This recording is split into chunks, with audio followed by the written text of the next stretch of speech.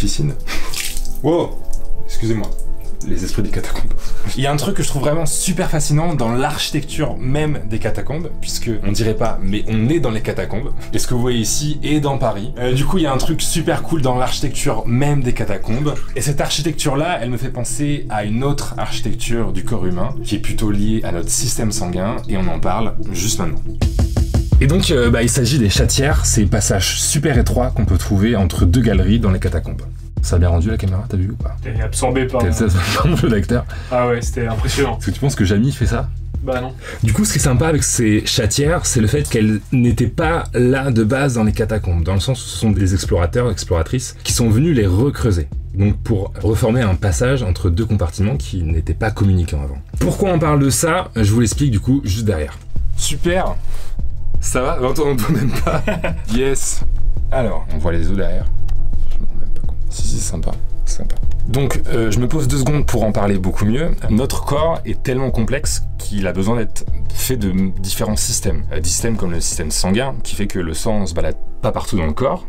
En tout cas, je pense pas. Le sang ne se balade pas partout dans le corps, et voilà, donc les globules rouges sont concentrés dans un circuit très bien déterminé. Tout est très bien compartimenté. Et il y a un système dont on parle pas trop souvent, mais qui est aussi très bien gardé. C'est le cerveau. Non, c'est parce que le cerveau, on le dit pas assez souvent, mais il est totalement hermétiquement fermé dans sa boîte. C'est ce qu'on appelle les méninges. Hein. Quand on parle des méninges, c'est pas le cerveau en lui-même, c'est toute la boîte qui va venir l'entourer. Et le cerveau baigne dans un liquide qui est le liquide cérébro-spinal. Donc c'est un mot compliqué, mais pas de souci. Ça veut juste dire que ce fluide-là entoure tout le cerveau et notamment le protège contre les chocs et permet aussi de faire des drainages, etc. Évidemment, les neurones sont hyper importants pour le cerveau, pour penser, pour quoi que ce soit. Et du coup, c'est hyper important de les avoir protégés. Et c'est pour ça que le cerveau est totalement encapsulé dans cette barrière-là et n'a pas de lien direct. Notamment, le sang ne passe pas directement dans le cerveau. Et donc, il y a cette barrière hémato-encéphalique. Donc pareil, pas de gros mots. Hémato dans le sens où c'est le sang, et céphalique, donc la céphalée, la tête. C'est la barrière qui est entre le sang et le cerveau. Et on a vraiment des gardes, quoi, Cette métaphore me plaît pas. J'ai mis quoi, moi? Le mot douane est beaucoup plus approprié, puisque au-delà d'être des gardes, c'est la barrière hémato-encéphalique va être capable de discriminer et de choisir qui peut passer du sang au cerveau. Puisque du coup, pour remettre en contexte, dans le sang, on peut avoir plein de choses. On peut avoir des bactéries, on peut avoir des virus, notamment si vous êtes infecté. Mais aussi, on peut avoir des cellules cancéreuses, notamment celles qui peuvent faire des métastases, dans le sens où si elles se déplacent dans le corps, elles peuvent aller dans d'autres parties du corps.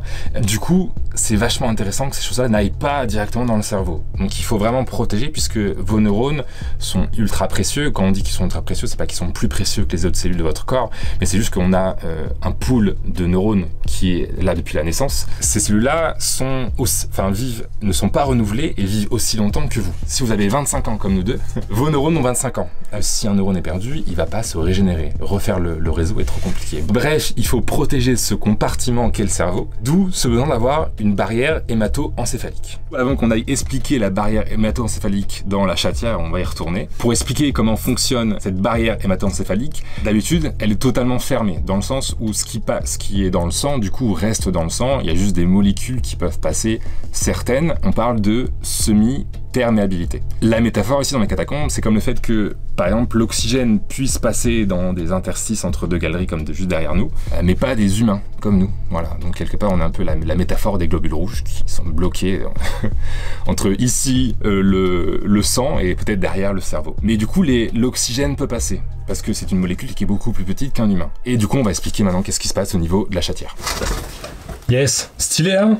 Bon. Oui, par rapport à la métaphore que la chatière soit une ouverture de cette barrière, dans le sens où c'est ce qui se passe notamment dans le reste du corps, du corps humain. Et les vaisseaux sanguins sont quand même assez ouverts et laissent facilement passer notamment les neutrophiles, qui sont les globules blancs, et c'est plutôt pratique. Le problème dans le cerveau, c'est que quand ces choses-là apparaissent, quand il y a des chatières qui apparaissent dans le cerveau, ça peut être dû notamment à des tumeurs cérébrale, dans le sens où la présence de cellules cancéreuses vont venir perforer cette barrière et créer une chatière du coup entre le cerveau et le sang et permettre du coup de possiblement créer des métastases, qui sont cette situation où les cellules cancéreuses se mettent dans le sang pour parcourir l'ensemble du corps et s'installer ailleurs. C'est pas une manière très drôle de filmer la vidéo, mais je trouve que la métaphore elle est hyper intéressante parce qu'elle nous permet de mieux comprendre et peut-être de se mettre en situation. C'est comme si actuellement, nous explorateurs, on était la métaphore des cellules tumorales, ou inversement, si les cellules tumorales n'étaient en fait que des explorateurs des catacombes dans le cerveau. C'était pas dans le script, hein. C'est improvisé. Hein. Est-ce que vaut mieux pas avoir des explorateurs de catacombes que des tumeurs dans le cerveau? Dans le cerveau? Ouais. C'est beau ce que tu dis. Ouais. Ça part en débat philosophique alors. Bah donc, écoute. Métaphysique même.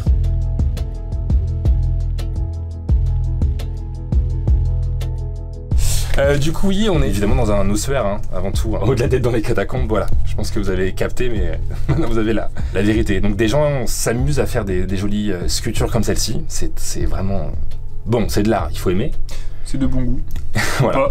C'est marrant de se dire que n'importe quelle situation où on trouve des os humains comme ça, c'est quand même vachement flippant. Ouais. Et là, c'est juste normal. Voilà. Yes.